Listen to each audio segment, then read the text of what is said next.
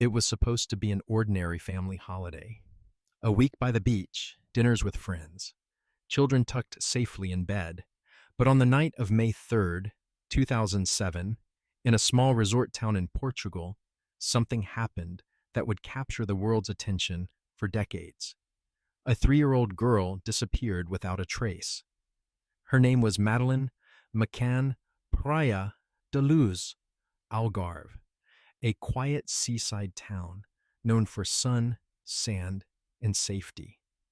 The McCanns, Kate, Jerry, and their 3 children, including Madeleine, arrived for a week-long holiday with friends. They stayed in apartment 5A of the Ocean Club, a modest resort just a short walk from the beach. The parents relaxed. The children played. Days were filled with laughter by the pool, ice cream by the shore, and dinners shared among close friends. It was meant to be a break from their demanding lives back in the UK. The group of friends established a rhythm. Dinner each night at the tapas bar, just 50 meters away from the apartments. The children would be put to bed, doors locked, lights dimmed, and the adults would rotate, checking on them every 30 minutes.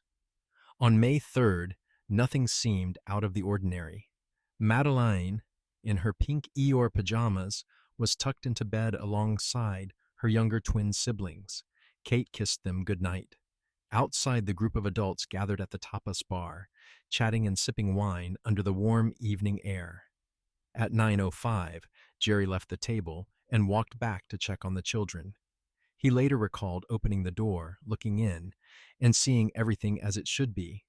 Madeleine sleeping, the twins undisturbed. He returned to dinner reassured.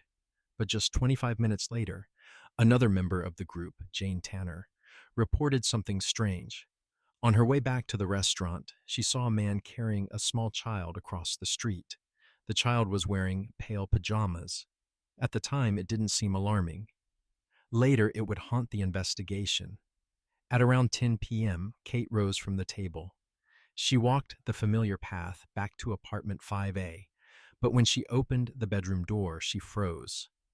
The window was open, the shutter lifted, the curtains swayed in the night breeze, and Madeleine's bed was empty. Kate ran back to the tapas bar, shouting, "They've taken her! They've taken her!" Chaos erupted. Friends dashed in every direction. Jerry searched the apartment frantically, while others combed the resort grounds. Staff were alerted.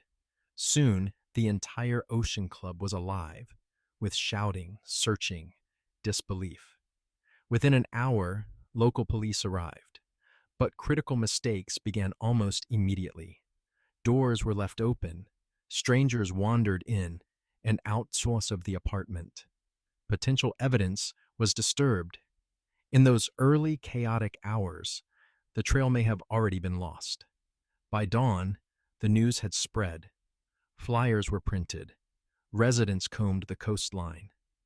The small town of Praia da Luz transformed overnight from a quiet resort to the epicenter of a global mystery. The world's media descended. Cameras flashed. Reporters crowded the streets. The disappearance of Madeleine McCann was no longer just a local tragedy. It was